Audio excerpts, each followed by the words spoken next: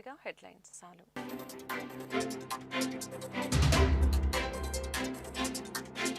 గుజరాత్లోని గాంధీనగర్లో ప్రపంచ పునరుత్పాదక ఇంధన సదస్సు హాజరైన ప్రధాని మోదీ, ఏపీ సీఎం చంద్రబాబు. ఇంధన రంగానికి అనుకూల వ్యూహాలు అవసరమన్న బాబు. ఒకే రోజు 13,326 గ్రామ సభలతో ప్రపంచ రికార్డుకెక్కిన ఏపీ. ఆగస్టు 23న స్వర్ణగ్రామ పంచాయతీ పేరిట రాష్ట్ర వ్యాప్తంగా గ్రామసభ. హైదరాబాద్లోని పవన్ నివాసంలో ధృవపత్రాన్ని అందజేసిన వరల్డ్ రికార్డ్స్ యూనియన్. గత 5 ఏళ్లు వర్సిటీలను రాజకీయ పునరావాస వేదికలుగా మార్చారన్న మంత్రి నారా లోకేష్. వర్సిటీలను ప్రక్షాళన చేస్తున్నామని వెల్లడి. వర్సిటీలను తీర్చిదిద్దే సంకల్పం ఉన్నవారు దరఖాస్తు చేసుకోవాలని పిలుపు. గుజరాత్లో ఇవాళ ప్రపంచ పునరుత్పాదక ఇంధన పెట్టుబడిదారుల సదస్సులో ప్రధాని నరేంద్ర మోదీని కలవటం సంతోషంగా ఉందని ఏపీ సీఎం చంద్రబాబు తెలిపారు. ఈ సదస్సుకు హాజరై ఏపీలో ఉన్న అపారమైన పునరుత్పాదక ఇంధన శక్తి సామర్థ్యాల గురించి వివరించానని వెల్లడించారు. ప్రజా శ్రేయస్సు కోసం సాంకేతిక అంశంతో ఏపీ అగ్రగామిగా ఉందని, ఇప్పుడు ఇంధన రంగం వంతు అని గుజరాత్లోని గాంధీనగర్లో ఇవాళ 4వ global renewable energy investors meet నిర్వహించారు. ఈ సదస్సుకి ప్రధాని నరేంద్ర మోదీ, ఏపీ ముఖ్యమంత్రి చంద్రబాబు కూడా హాజరయ్యారు. దీనిపై చంద్రబాబు సోషల్ మీడియా ద్వారా స్పందించారు. గుజరాత్లో ఇవాళ ప్రపంచ పునరుత్పాదక ఇంధన పెట్టుబడిదారుల సదస్సులో ప్రధాని నరేంద్ర మోదీని కలవటం సంతోషం కలిగించిందని తెలిపారు. ఈ సదస్సుకి హాజరై ఏపీలో ఉన్న అపారమైన పునరుత్పాదక ఇంధన శక్తి సామర్థ్యాల గురించి వివరించానని వెల్లడించారు. భిన్న రకాల వాతావరణాలని తట్టుకునేలా మన ఇంధన రంగానికి అనుకూల వ్యవహారాలు రూపొందించడం అత్యావశ్యకమని చంద్రబాబు అభిప్రాయపడ్డారు. అందుకోసం శక్తి ఉత్పాదన, ప్రసారం, పంపిణీ, శక్తి వినియోగ విధానంలో ప్రాథమిక మార్పు అవసరమని పేర్కొన్నారు. ఈ కోణంలోనే 4వ ప్రపంచ పునరుత్పాదక ఇంధన పెట్టుబడిదారుల సదస్సు ప్రాధాన్యత సంతరించుకుందని వివరించారు. संकल्प लेकर काम कर रहे हैं, इसलिए आज का ये इवेंट आइसोलेटेड इवेंट नहीं है. एक बड़े विजन, एक बड़े मिशन का हिस्सा है. ये 2047 तक भारत को डेवलप्ड नेशन बनाने के हमारे एक्शन प्लान का हिस्सा है. और हम ये कैसे कर रहे हैं, इसका ट्रेलर थर्ड टर्म के हमारे पहले 100 डेज 100 दिनों के फैसलों में दिखता है. फ्रेंड, फर्स्ट 100 डेज में हमारी प्रायोरिटीज भी दिखती हैं, हमारी स्पीड और स्केल का भी एक रिफ्लेक्शन मिलता है. इस दौरान हमने हर उस सेक्टर और हर उस फैक्टर को एड्रेस किया है जो भारत के तेज विकास के लिए जरूरी है. इन 100 दिनों में फिजिकल और सोशल इंफ्रास्ट्रक्चर के विस्तार के लिए अनेक महत्वपूर्ण फैसले लिए गए हैं. हमारे विदेशी अतिथियों को ये जानकर हैरानी होगी कि भारत में हम 700 मिलियन यानी 7 करोड़ घर बना रहे हैं. ये दुनिया के कई देशों की आबादी से भी ज्यादा है. सरकार के पिछले 2 टर्म में हमने इसमें से 400 मिलियन यानी 4 करोड़ घर बना चुके हैं. और तीसरे टर्म में हमारी सरकार ने 300 मिलियन यानी 3 करोड़ नए घर बनाने का काम शुरू भी कर दिया है. बीते 100 दिनों में भारत में 12 नए इंडस्ट्रियल सिटीज बनाने का फैसला किया गया है. बीते 100 दिनों में 8 high speed road corridor projects approve किए गए हैं. बीते 100 दिनों में 15 से ज्यादा नई made in India semi high speed Vande Bharat train launch की गई है. हमने रिसर्च को प्रमोट करने के लिए भी 1 ट्रिलियन रुपीस का रिसर्च फंड बनाया है. हमने इलेक्ट्रिक मोबिलिटी को बढ़ावा देने के लिए भी अनेक इनिशिएटिव्स अनाउंस किए हैं। हमारा लक्ष्य हाई परफॉर्मेंस बायो मैन्युफैक्चरिंग को बढ़ावा देने का है और ये भविष्य इसी से जुड़ा रहने वाला है। इसके लिए बायो ఉప ముఖ్యమంత్రి పవన్ కళ్యాణ్ బాధ్యతలు చేపట్టిన 100 రోజుల్లోపే పంచాయతీరాజ్ గ్రామీణ అభివృద్ధి శాఖ ప్రపంచ రికార్డు సాధించింది. రాష్ట్ర వ్యాప్తంగా ఒకే రోజు 13,326 గ్రామ పంచాయతీల్లో గ్రామ సభలు నిర్వహణకు ప్రపంచ రికార్డు దక్కింది. వరల్డ్ రికార్డ్స్ యూనియన్ ఆధ్వర్యంలో ఆగస్టు 23వ తేదీన నిర్వహించిన గ్రామ సభల్ని గుర్తించింది. ఇందుకు సంబంధించిన రికార్డ్స్ పత్రాన్ని మోడల్ను ఉప ముఖ్యమంత్రి Pawan Kalyan world records union official records manager Christopher Taylor Craft అందజేశారు. హైదరాబాద్లోని పవన్ కళ్యాణ్ నివాసంలో ఈ కార్యక్రమాన్ని నిర్వహించారు. ఒకే రోజు ఈ స్థాయిలో ప్రజల భాగస్వామ్యంతో సభలు నిర్వహించడం అతిపెద్ద గ్రామ పాలనగా గుర్తిస్తున్నట్లు వరల్డ్ రికార్డ్స్ యూనియన్ ప్రతినిధి తెలిపారు. Recognizes the record for the largest number of Gram Panchayats conducting Gram Sabhas in a single day within a state is 13,326 and was achieved by the state of Andhra Pradesh, India on 23rd August 2024. Congratulations. Thank you.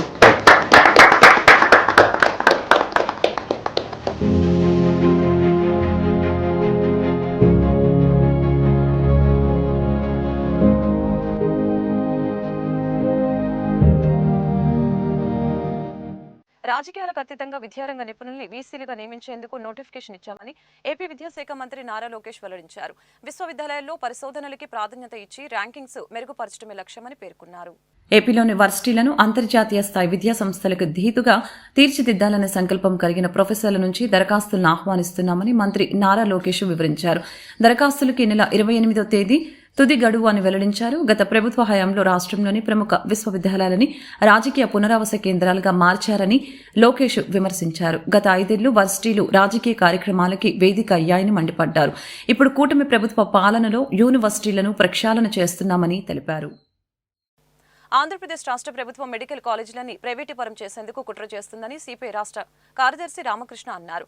CM Chandrababu ప్రైవేటీ జపం చేస్తున్నారని, చంద్రబాబు ప్రతిపక్షంలో ఉన్నప్పుడు చెప్పిన దానికి అధికారంలోకి వచ్చిన తర్వాత చేసేది ఒకటిగా ఉందని విమర్శలు గుప్పించారు.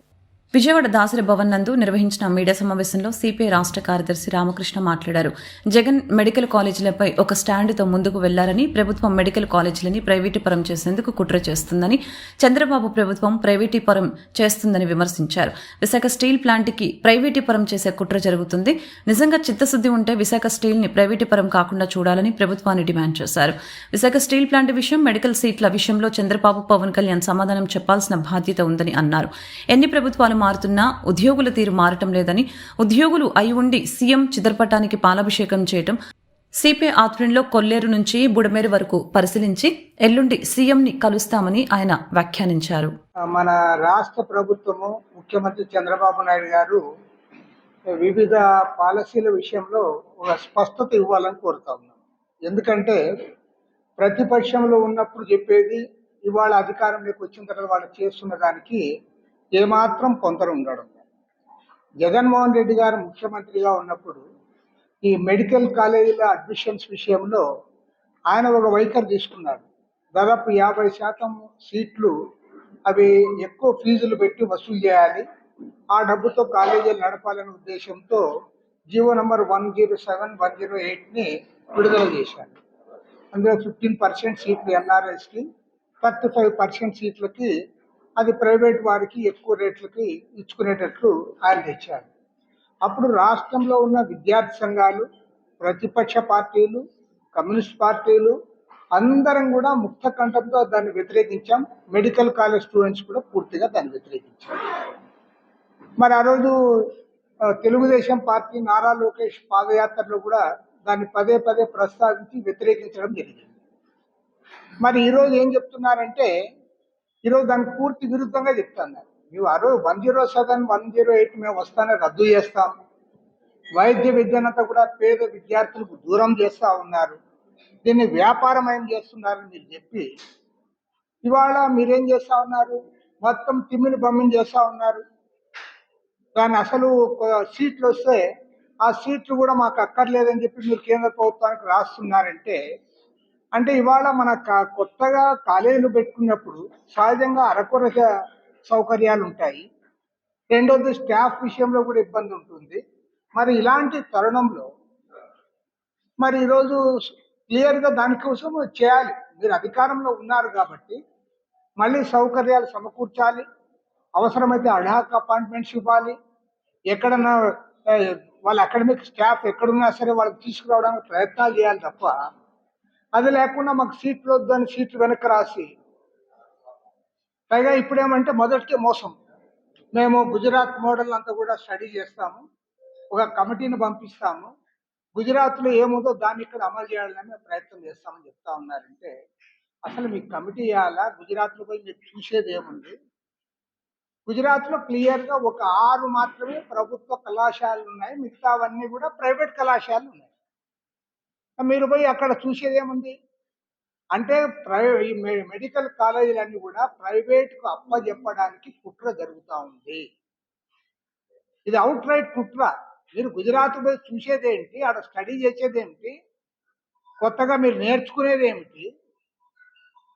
పైగా నాకు అర్థం కాల వైద్య ఆరోగ్య శాఖ మంత్రి సత్యకుమార్ గారు నేను ఛాలెంజ్ చేస్తా ఉన్నాను, బహిరంగ డిబేట్కి రాండి, జగన్మోహన్ రెడ్డిని డిబేట్కి రమ్మను, పులివెందులకు రమ్మను అంటున్నాడంటే మరి సత్యకుమార్ ఏం మాట్లాడుతానో నాకు అర్థమే కాదు. అరే మీరేం చెప్పారు, మీరేం చేస్తున్నారు, దానికి సమాధానం చెప్పబోయా అంటే జగన్మోహన్ రెడ్డి పాలసీ కరెక్ట్ కాదని అప్పుడు అందరం చెప్పాము, ప్రజలు కూడా. ప్రభుత్వ కార్యాలయంలో వినూత్న మార్పులు తీసుకుని రానున్నట్లు revenue special chief secretary Sisodia తెలిపారు. సబ్ రిజిస్టర్ కార్యాలయానికి వచ్చే ప్రజల్ని మర్యాదపూర్వకంగా మెలిగేలా చర్యలు చేపట్టామని అన్నారు. సబ్ రిజిస్టర్ కార్యాలయాలలో ఉండే రాచరికం పద్ధతికి స్వస్తి పలికామని ఆయన వ్యాఖ్యానించారు.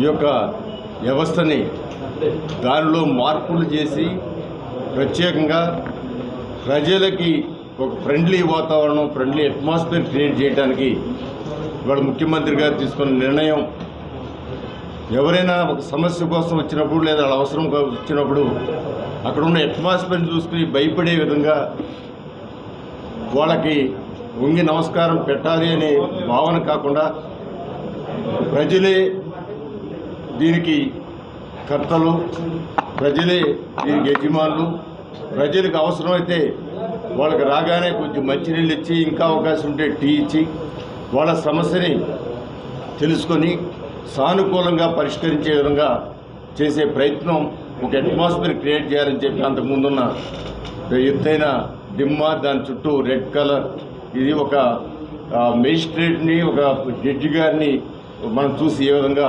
జడ్జి గారి దగ్గరికి వెళ్తే ఎంతలా వాళ్ళే, ఎమ్మెల్యే కావచ్చు, ముఖ్యమంత్రి కావచ్చు, ఎవరైనా కూడా, లేదా ఒక అధికారి కావచ్చు, వాళ్ళ ముందు చేతులు కట్టి నిలబడే వ్యవస్థలో ఆ విధంగా అది అక్కడే దానికి పరిమితి చేసి దానిలో ఉన్న అన్ని చోట్ల కూడా అలాంటి సిస్టంలు తీసేయాలని చెప్పి మార్పు తీసుకొచ్చి ప్రజల్లో ఒక మనస్తత్వం, ఇది మన ప్రభుత్వం, అధికారులు మన కోసం ఉన్నారు, మనకి సేవ చేయడానికే ఈ యొక్క అధికారులు ఉన్నారు అనే భావన కలిగించడానికి, అదేవిధంగా అధికారులు కూడా వాళ్ళకి సర్వీస్ చేయటమే మన జయం అనే భావన అధికారులు కలగడానికి ఒక మంచి మార్పు చేశారు. దానికి వాళ్ళ గుణదల్లో మరి సిఎస్ గారు, సిసోడియా గారు వచ్చి ఆ కార్యక్రమాన్ని ఏదైతే దిమ్ముందో దాన్ని పగలగొట్టే కార్యక్రమానికి ఈ రోజున ప్రారంభం చేసి ఈ కార్యక్రమం ఇచ్చేశారు. వారికి మనస్ఫూర్తిగా నేను కృతజ్ఞత తెలియజేస్తున్నాను. ముఖ్యమంత్రి గారు ఆలోచనని మీరు చక్కగా అమలుపరుస్తున్న సిసోడియా గారికి కూడా నేను మనస్ఫూర్తిగా కృతజ్ఞత తెలియజేస్తూ ఇది ప్రజల కోసం ఏర్పాటు చేసిన కార్యక్రమంగా నేను భావిస్తాను. ప్రకాశం బ్యారేజీ వద్ద బోట్ల తొలగింపు ప్రక్రియ 7వ రోజు కొనసాగుతోంది. బ్యారేజీ గేట్లకి అడ్డంగా చిక్కుకున్న భారీ ఇనుప బోట్లను తొలగించడానికి 6 రోజులుగా చేస్తున్న ప్రయత్నాలేవీ ఫలించడం లేదు. దీంతో మరొక ప్రణాళికని బెకమ్ ఇన్ఫ్రా సంస్థ ఇంజనీర్లు అమలు చేస్తున్నారు.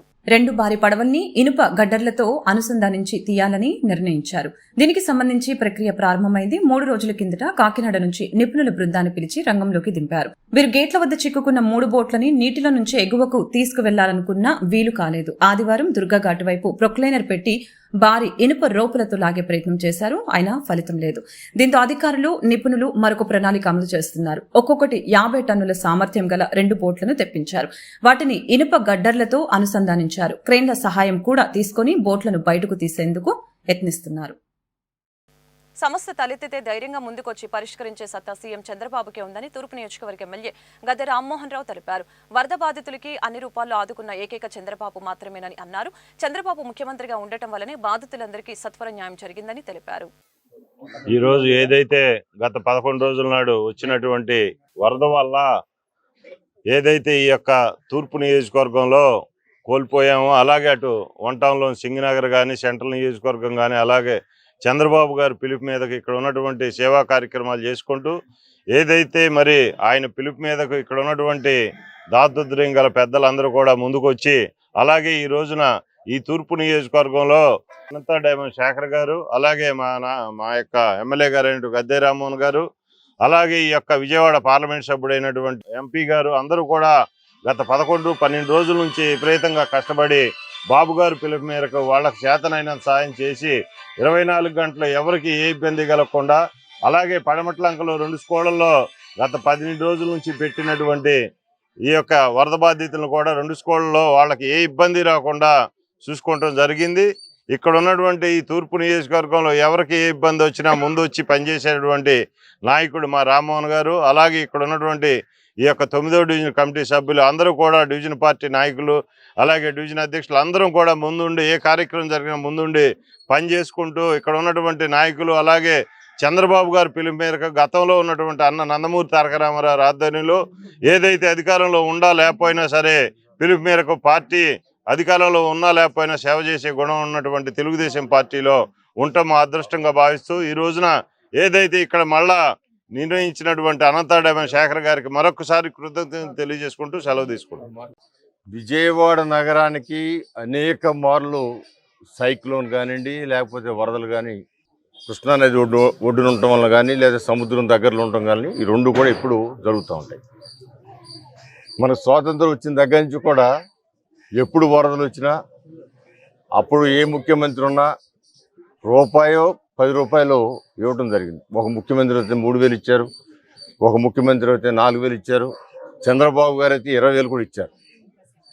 కానీ ఒక్క పైసా నష్టపరిహారం ఇవ్వని ఏకైక ముఖ్యమంత్రి ఎవరు ఉన్నారంటే ఈ 4 నెలల ముందు ఉన్న జగన్మోహన్ రెడ్డి గారు.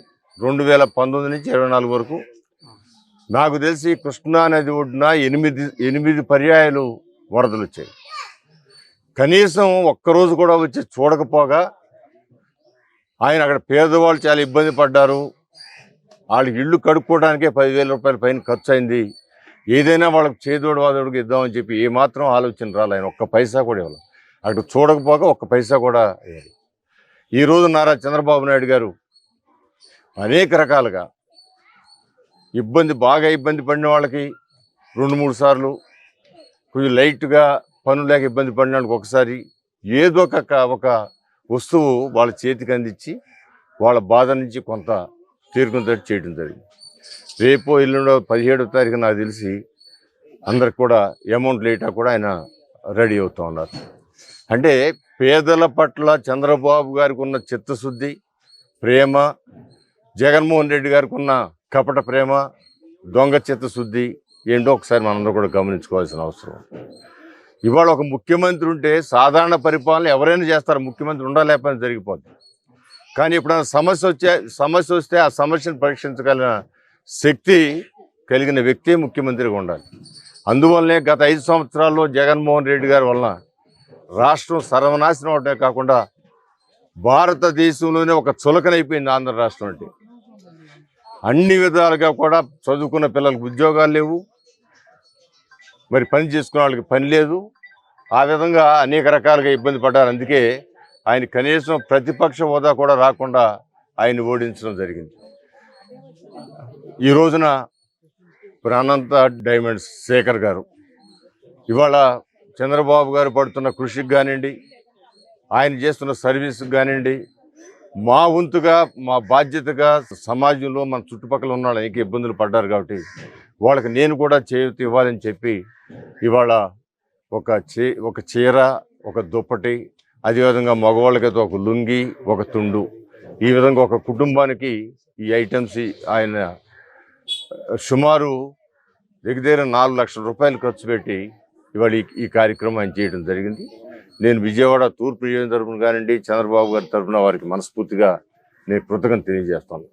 ఎందుకంటే ఇలాంటి పెద్దలు వాళ్ళు కూడా వ్యాపారం చేస్తూ వచ్చిన లాభంలో కొంత భాగం తోటి వాళ్ళకి సేవ చేయాలనే దృక్పథంతో ఈ రోజున ఆయనంతటికైనా మనం ఎవరు అడగల, ఆయనంతటికైనా నేను కూడా మీరు చేసే సాయంలో నేను కూడా పాలు పంచుకుంటానని చెప్పి వచ్చి మరి సుమారు 1000 మందికి ఇచ్చే విధంగా ఆయన ఈ యొక్క పంపిణీకి కావాల్సిన సామగ్రి అంతగా సమకూర్చడం జరిగింది. ఇవాళ నాకు తెలిసి ఇక్కడ 400 మందికి డిస్ట్రిబ్యూషన్ అటు ఇటుగా అయింది. ఇంకా కూడా 600 మందికి అవ్వాల్సి ఉంది. ఏదేమైనా కూడా శేఖర్ గారికి మనస్ఫూర్తిగా వారికి కృతజ్ఞత తెలియజేస్తూ చంద్రబాబు గారు పడుతున్న కృషిని ప్రతి ఒక్కళ్ళు అర్థం చేసుకున్నారు.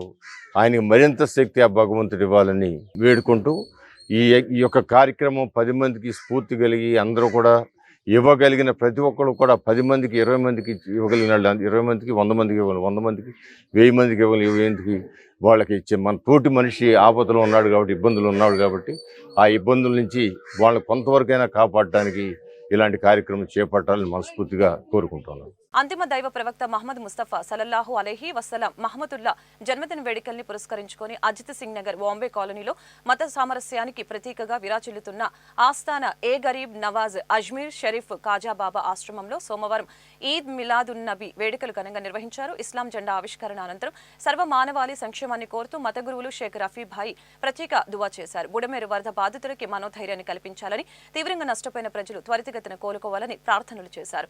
కార్యక్రమంలో కాజాబాబా ఆశ్రమం వ్యవస్థాపక ధర్మకర్త senior journalist Pathan Babji Umar Khan, committee ప్రతినిధులు అలంపూర్ విజయ్ కుమార్ ప్రసాద్, బిల్డర్ జిలానీ, వహీద్ బాబా, మునీర్ పఠాన్, అజ్మీర్ ఖాజా, నిజాముద్దీన్ ఖాన్, ఎండి ఇస్మాయిల్, షేక్ అలీ, పీర్ బాబు తదితరులు పాల్గొన్నారు.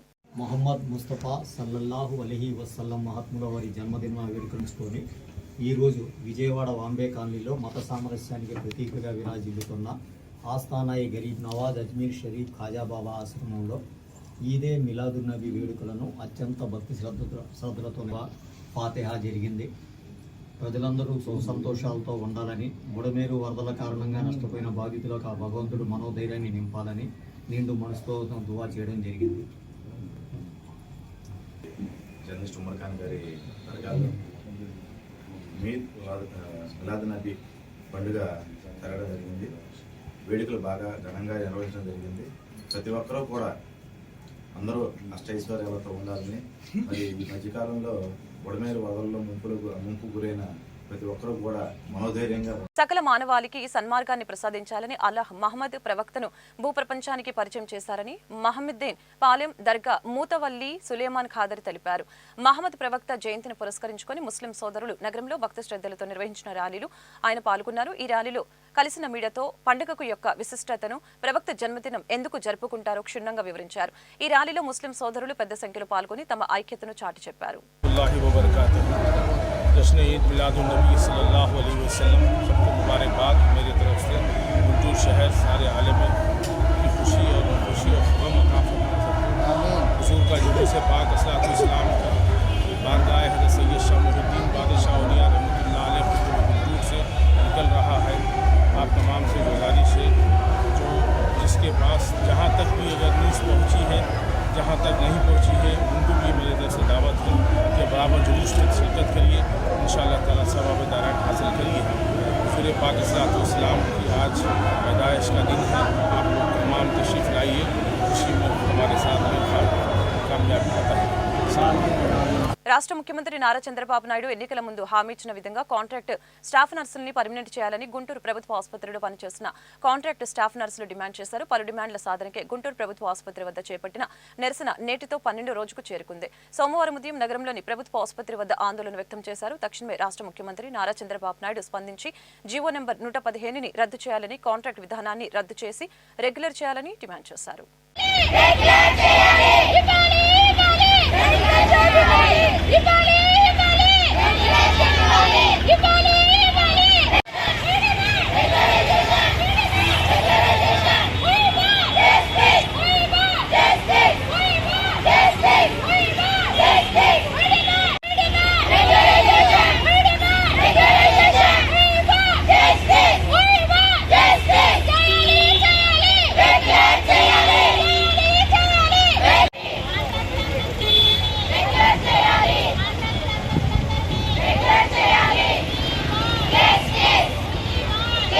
వార్తలు ముగించే ముందు ముఖ్యాంశాలు మరొకసారి.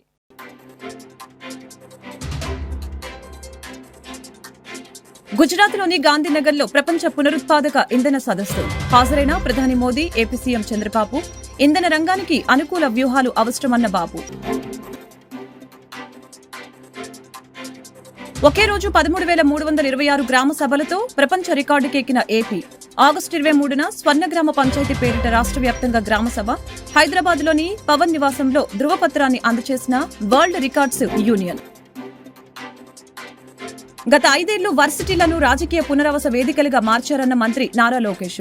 వర్సిటీలను ప్రక్షాళన చేస్తున్నామని వెల్లడి. వర్సిటీలను తీర్చిదిద్దే సంకల్పం ఉన్నవారు దరఖాస్తు చేసుకోవాలని పిలుపు. ఈ వార్తలు ఇంతటితో సమాప్తం. మరొక బులెటిన్లో మళ్ళీ కలుద్దాం. నమస్కారం. గుజరాత్లో